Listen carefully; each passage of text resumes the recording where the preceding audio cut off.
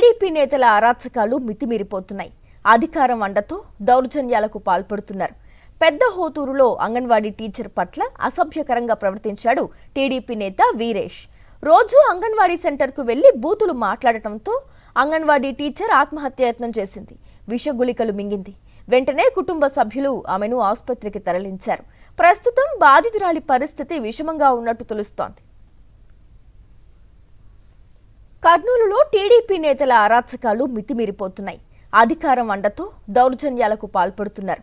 పెద్ద హోతూరులో అంగన్వాడీ టీచర్ పట్ల అసభ్యకరంగా ప్రవర్తించాడు టీడీపీ నేత వీరేష్.